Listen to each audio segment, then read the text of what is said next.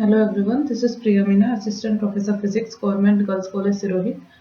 बच्चों, नेक्स्ट जो BSc part third first के लिए हम बात कर रहे थे, मैकेनिक्स का पेपर फर्स्ट है जो कि आपका, तो उसका हम नेक्स्ट लेक्चर, लास्ट लेक्चर जो हमने पढ़ा था वो था आपका बच्चों लॉज ऑफ मोशन के लिए। लॉज ऑफ मोशन हमने पढ़े थे, न्यूटन की गति के तीनों नियम के बारे में हमने पढ़ा था। नेक्स्ट जो आता है वो आता है conservation of momentum and energy, यानी कि संवेग और ऊर्जा का संरक्षण। कि पहले संवेग और ऊर्जा में किसी प्रकार का कोई परिवर्तन नहीं होता। तो इसके लिए सबसे पहले जो आता है वो आता है बच्चों law of conservation of linear momentum, यानी कि रेखीय संवेग के संरक्षण का नियम। इसमें क्या होता है बच्चों कि यदि कोई इफ नो एक्सटर्नल फोर्स, यानी कोई भी बाह्य बल सिस्टम पर कार्य नहीं कर रहा है, तो टोटल जो संवेग होगा, यदि कोई भी हम बाहर से बल, कोई भी सिस्टम है हमारे पास, उस पर यदि हम बाहर से कोई बल नहीं लगा रहे हैं, तो टोटल जो पूरा जो संवेग होगा उस सिस्टम का वो क्या रहेगा, कांस्टेंट रहेगा बिना फोर्स के। तो हमने जो लास्ट सेकंड लॉ किया था न्यूटन का, उसमें क्या था, F is equal to dp/dt। यहाँ पर हमने क्या दिया है कि कोई भी एक्सटर्नल फोर्स नहीं लगाया जा रहा। इट मीन्स फोर्स यहाँ पर क्या ले लिया हमने, बल जीरो ले लिया, जीरो हो गया फोर्स, तो dp/dt क्या हो जाएगा, जीरो हो जाएगा। अब p का अवकलन यदि जीरो है तो p यहाँ पर क्या होगा बच्चों, कांस्टेंट होगा, यानी कि कोई भी एक कांस्टेंट वैल्यू होगी यहाँ पर, तो p हमारा क्या हो गया, कांस्टेंट होगा। इस लॉ से हमें यही परिसिद्ध हो जाती है ये चीज। तो नेक्स्ट जो हम बात करें वो क्या है, मान लीजिए कोई भी सिस्टम है जिसमें दो पार्टिकल है, उनके मास है यानी कि द्रव्यमान है m1 और m2, और उनके संवेग हमने मान लिए p1 और p2। कोई भी दो पार्टिकल हमने ले लिए किसी भी सिस्टम में। अब हम क्या मानते हैं कि पार्टिकल 1 और पार्टिकल 2 पर लगने वाला फोर्स, बाहर से लगने वाला फोर्स, मान लिया हमने पार्टिकल 1 पे लगने वाला फोर्स हो गया F1, पार्टिकल 2 पे लगने वाला फोर्स हो गया F2, जो कि 1 और 2 पर कार्य कर रहे हैं। एंड फोर्स F12, और एक फोर्स तो बच्चों पार्टिकल है, कोई भी दो पार्टिकल है उन पर एक फोर्स तो जो बाहर से हम लगा रहे हैं वो फोर्स काम कर रहा है F1 इस पर और F2 इस पार्टिकल पर, और दूसरा जो उन पे फोर्स काम कर रहा है वो काम कर रहा है एक दूसरे का क्रिया प्रतिक्रिया का जो फोर्स है वो। तो force F12 and F21 are internal force. F12 क्या है, F21 क्या है, आंतरिक बल है जो कि ये एक दूसरे पर लगा रहे हैं। तो इन पर जो दूसरे फोर्स हो गए, F12 क्या है, 1 के द्वारा 2 पर लगाया गया फोर्स, और F21 क्या है, पार्टिकल 2 पर 1 के द्वारा लगाया गया फोर्स। तो यानी कि पार्टिकल 1 और पार्टिकल 2 पर जो टोटल फोर्स काम कर रहे हैं वो क्या कर रहे हैं, पार्टिकल 1 पर जो टोटल बल काम कर रहा है वो कितना है बच्चों, F1, ये तो बाह्य बल है, और प्लस F21, और जो सेकंड पार्टिकल पर जो फोर्स कार्य कर रहा है वो क्या है, F2 प्लस F12, 1 के द्वारा 2 पर लगाया गया बल, और F2 जो कि हम बाहर से लगा रहे हैं। तो हमारे पास जो इक्वेशन थी, पार्टिकल इक्वेशन ऑफ मोशन यानी गति की जो समीकरण थी पार्टिकल 1 के लिए यदि हम लिखें, यानी कि dp/dt is equal to F, Newton की गति का दूसरा नियम, यदि हम पार्टिकल 1 के लिए लिखें तो ये हमारे पास क्या हो जाएगा, लगने वाला force F1 plus F21 particle 1 के लिए is equal to dp1/dt। p1 क्या है, पार्टिकल 1 के लिए संवेग है। ये आपकी इक्वेशन नंबर 5 आ गई बच्चों। इसी प्रकार से एक पार्टिकल 2 के लिए यदि हम बात करें समीकरण की, तो ये क्या आ जाएगा, F2 plus F12 is equal to dp2/dt। ये आपकी इक्वेशन नंबर 6 आ गई। अब इक्वेशन 5 और इक्वेशन 6 को यदि हम ऐड करें तो हमारे पास क्या आ जाएगा, F1 plus F21 plus F2 plus F12। ये तो आपकी लेफ्ट हैंड साइड आ गई। राइट साइड कैसे आ जाएगी बच्चों, dp1/dt प्लस dp2/dt। इसे हम नेक्स्ट इस प्रकार से लिख सकते हैं, F1 plus F2 external force एक साथ लिख लिए, F12 plus F21 internal force एक साथ लिख लिया, आंतरिक बल एक साथ लिख लिए, d/dt p1 प्लस p2। अब यहाँ पर आप देख सकते हो बच्चों, हमने क्या पढ़ा था कि जो पार्टिकल है, जो भी कण है, वो एक दूसरे पर जो फोर्स लगाते हैं वो वैल्यू में तो सेम होता है और उनकी डायरेक्शन अपोजिट होती है, यानी कि उनका टोटल क्या होता है, 0 होता है। तो ये हमारा जो टर्म है ये क्या हो जाएगी बच्चों, 0 हो जाएगी। तो नेक्स्ट जो हमारे पास आएगा वो क्या आएगा, न्यूटन के तीसरी गति के नियम से, एक्शन रिएक्शन लॉ यानी कि क्रिया प्रतिक्रिया के नियम से F12 is equal to minus F21। तो इक्वेशन नंबर 7 हमारी क्या हो जाएगी, वो टर्म 0 हो जाएगी। तो हमारे पास क्या बचेगा बच्चों, F1 plus F2 is equal to d/dt p1 plus P2। ये देखिए F1 प्लस F2 ये हमारे पास क्या है, बाहर से जो भी हमने फोर्स लगाया है पार्टिकल 1 और पार्टिकल 2 पर वो है, तो इसे हम किससे डिनोट कर सकते हैं, टोटल को F एक्सटर्नल यानी कि F बाह्य, ये बाहर से लगने वाला बल है। अब यदि हम मान के चलें कि बाहर से लगने वाला फोर्स यानी कि बाहर से सिस्टम पे जो हम बल लगा रहे हैं वो भी जीरो है, तो F एक्सटर्नल हमारे पास क्या हो जाएगा बच्चों, जीरो हो जाएगा। बाहर से कोई बल कार्य नहीं कर रहा है यानी कि सिस्टम ऐसे का ऐसे ही है, तो ये टर्म हमारे पास जीरो के बराबर हो जाएगी। d by D T P1 plus P2 is equal to zero. ये टर्म जीरो है, इट मीन्स किसी का अवकलन कब जीरो होता है, जबकि वो वैल्यू कांस्टेंट हो। तो P1 प्लस P2 हमारे पास क्या आ गया, कांस्टेंट आ गया। यही हम प्रूफ करना चाह रहे थे। अब इसमें क्या है बच्चों, if due to mutual interaction यानी कि यदि आपसी इंटरेक्शन होता है दो बॉडीज में, तो उनके जो मोमेंटम है या संवेग है वो, जैसे फर्स्ट का जो मोमेंटम है वो क्या हो जाएगा, P1 से P1 डैश हो जाएगा, P2 से P2 डैश हो जाएगा। तो according to the law of conservation of linear momentum, तो लीनियर मोमेंटम रेखीय संवेग के संरक्षण का नियम क्या कहता है, रेखीय संरक्षण का नियम कहता है कि यदि दो बॉडीज में आपस में म्यूचुअल इंटरेक्शन हो रहा है, कोई भी इंटरेक्ट हो रहा है उनके बीच में, तो इट मीन्स संरक्षण का मतलब क्या होगा, टोटल इनिशियल मोमेंट यानी कि प्रारंभिक इंटरेक्शन से पहले का जो संवेग है वो तो is equals to total final momentum, interaction के बाद में जो संवेग होता है वो, ये दोनों बराबर होंगे। तो यही क्या होता है, हमारा संवेग का संरक्षण का नियम होता है। It means P1 plus P2 is equals to P1 dash plus P2 dash. अब P1 हमारे पास क्या है बच्चों, P1 संवेग है फर्स्ट पार्टिकल का, तो इसे हम किस प्रकार से लिख सकते हैं, mu1। P2 को हम लिख सकते हैं m2u2। P1 डैश इसमें हम क्या लिखेंगे, m1 v1, और P2 डैश को हम क्या लिखेंगे, m2 v2। यहाँ u1 और u2 क्या है, प्रारंभिक वेग है इनके इंटरेक्शन होने से पहले, और v1 और v2 क्या है, फाइनल वेलोसिटी यानी कि अंतिम वेग है। तो हम इस प्रकार से लिख सकते हैं। और यदि दो सिस्टम पृथक पृथक हो, इंटरेक्शन नहीं कर रहे हो, अलग अलग हो, आइसोलेटेड हो, the initial momentum of the system is equals to final momentum, तो डेफिनेटली उसका जो प्रारंभिक मोमेंटम होगा या प्रारंभिक संवेग होगा वो अंतिम संवेग के बराबर होगा, क्योंकि आइसोलेटेड अलग अलग यदि कोई सिस्टम है तो उन पर कोई बाह्य बल कार्य नहीं कर रहा है। नेक्स्ट बात करें यदि हम बच्चों, तो नेक्स्ट आपका टॉपिक आता है law of conservation of angular momentum. अभी हमने क्या बात किया, संवेग, रेखीय संवेग संरक्षण का नियम, वहां पे संवेग क्या था, रैखिक था, यानी कि मोमेंटम या गति जो थी हमारी रैखिक थी। यहाँ पर क्या है, एंगुलर मोमेंटम मीन्स कोणीय संवेग में संरक्षण किस प्रकार से होता है।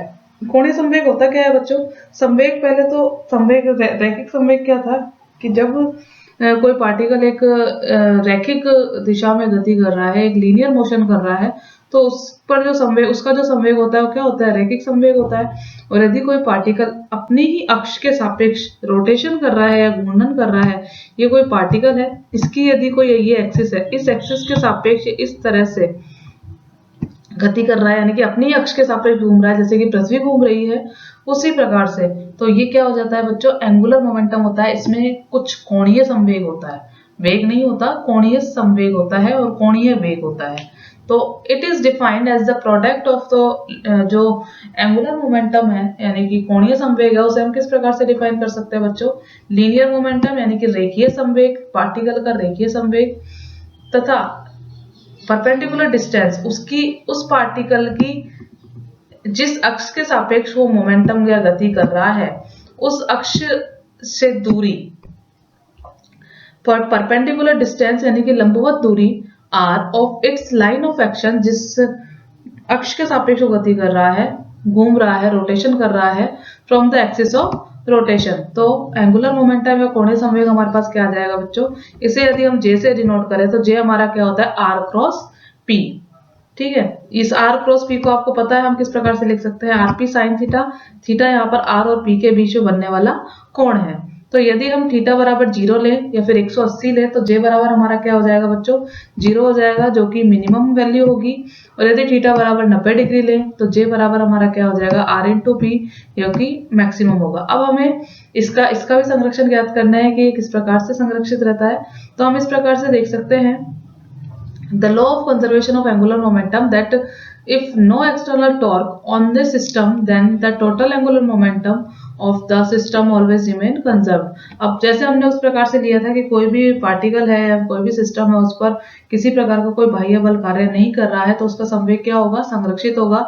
इसी प्रकार से यहाँ पर बल जो होता है वो भी ये कोणीय संवेग है, इसलिए यहाँ पर बल की जगह हम क्या टर्म यूज करते हैं, टॉर्क। टॉर्क जो होता है, यदि बाह्य टॉर्क, लगाया जाने वाला बाह्य टॉर्क यदि 0 हो सिस्टम पर, तो उसका एंगुलर मोमेंटम या फिर कोणीय संवेग क्या होगा, संरक्षित होगा। If a system of n particle, यदि हम मान लेते हैं कोई भी सिस्टम है जिसमें कितने पार्टिकल है, एन पार्टिकल है, तो हर एक पार्टिकल का जो मोमेंटम है, एंगुलर मोमेंटम, वो क्या है, कोणीय संवेग क्या है, J1 J2 J3 and Jn तक यदि हम लें, तो टोटल कोणीय संवेग जो क्या हो जाएगा बच्चों, J is equal to J1 plus J2 plus J3 और Jn, टोटल कोणीय संवेग हो गया। यदि एक्सटर्नल टॉर्क, यानी कि इसे हम टॉ से डिनोट करते हैं, ये टॉ का साइन है बच्चों, बाह्य जो टॉर्क है टॉ है और एंगुलर मोमेंटम J है, तो अब वहां पर हमने बच्चों रेखी की जहां बात हुई थी, वहां हमने क्या लिखा था, लगने वाला force F is equals to dp upon dt। इसी प्रकार से यहाँ पर सेम टर्म हम लिखेंगे कोणीय के लिए, तो यहाँ पर फोर्स की जगह तो क्या आ जाएगा बच्चों, टॉर्क आ जाएगा, tau is equals to P की जगह यहाँ पर, यानी कि रेखीय संवेग की जगह क्या आएगा, कोणीय संवेग, तो यहाँ पर जे आ गया। तो ये हमारी जो इक्वेशन हो गई, यानी कि न्यूटन की गति का जो सेकंड लॉ है वो क्या हो गया बच्चों, tau is equals to D J upon D T, rate of change of angular momentum, ये क्या है, कोणीय संवेग में परिवर्तन की दर समय के सापेक्ष।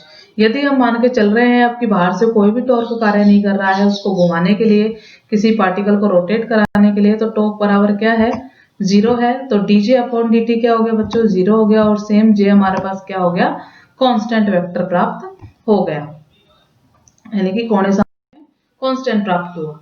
अब आता है बच्चों principle of conservation of energy, ऊर्जा के संरक्षण का नियम। आपको पता है कि ऊर्जा जो होती है वो बहुत सी फॉर्म में होती है, और ये क्या होती है, ऊर्जा वैसे होती क्या है कि कार्य करने की कैपेसिटी, एनर्जी की जितनी ऊर्जा होगी हम उतना ही हम कार्य कर सकते हैं, तो इसे हम कार्य की फॉर्म में भी लिखते हैं। और एनर्जी की फॉर्म्स क्या होती है बच्चों, मैकेनिकल एनर्जी होती है, इलेक्ट्रिकल एनर्जी होती है, साउंड एनर्जी होती है, हीट एनर्जी होती है, लाइट एनर्जी होती है, मैकेनिकल एनर्जी होती है। मैकेनिकल, यहाँ पे हम मैकेनिक्स की बात कर रहे हैं, तो मैकेनिकल एनर्जी जो होती है बच्चों, वो kinetic energy plus potential energy, यानी कि गतिज ऊर्जा और स्थितिज ऊर्जा का टोटल होती है। अब गतिज ऊर्जा यानी काइनेटिक ऊर्जा क्या होती है, किसी भी पार्टिकल की गति से प्राप्त जो ऊर्जा होती है, मोशन से प्राप्त जो एनर्जी होती है, वो क्या होती है, काइनेटिक एनर्जी होती है, पोटेंशियल एनर्जी होती है। कोई भी पार्टिकल को यदि कहीं रखा हुआ है, उसे हम एक स्थान से दूसरे स्थान पर यदि हम लेके जाते हैं, तो उससे उस पार्टिकल को प्राप्त जो ऊर्जा होती है वो क्या होती है, स्थितिज ऊर्जा होती है या फिर पोटेंशियल एनर्जी होती है।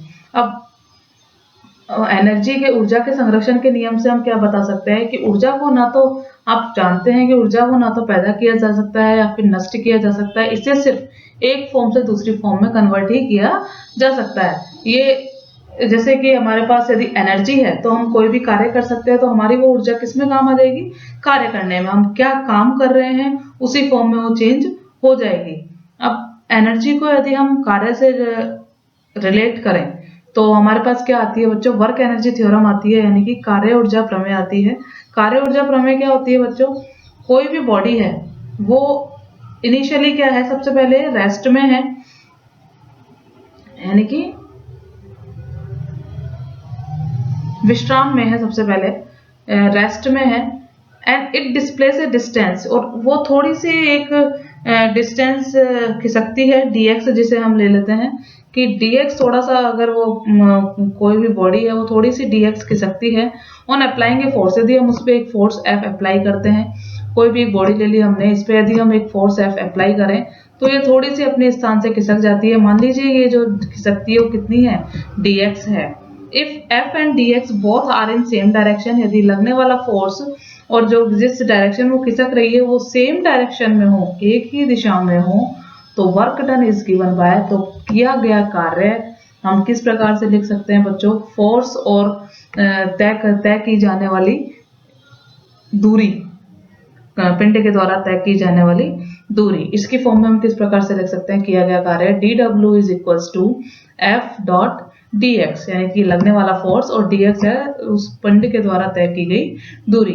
अब हम क्या देखते हैं, if body accelerate with acceleration a, यदि बॉडी क्या होती है, त्वरित होती है, ए त्वरण के साथ यदि बॉडी त्वरित होती है तो हम फोर्स को किस प्रकार से लिख सकते हैं बच्चों, F is equal to m into a. यहाँ पे यदि हम फोर्स की जगह m इंटू ए लिखते हैं तो dw हमारे पास क्या आ जाएगा, m a dx। a हम जानते हैं त्वरण को वेलोसिटी की फॉर्म में, वेग की फॉर्म में यदि हम लिखें तो a बराबर क्या होता है, dv अपॉन dt। तो dw हमारे पास क्या आ जाएगा बच्चों, m dv upon dt into dx। तो dw क्या आ जाएगा, m। अब यहाँ पर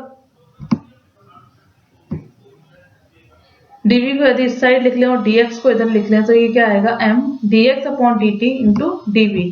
आपको पता है dx अपॉन dt यानी कि स्थिति में परिवर्तन की दर क्या होती है, वेग होती है। तो dw हमारे पास क्या आ गया बच्चों, mv dv। ये हमारे पास क्या आ गया, किया गया कार्य आ गया।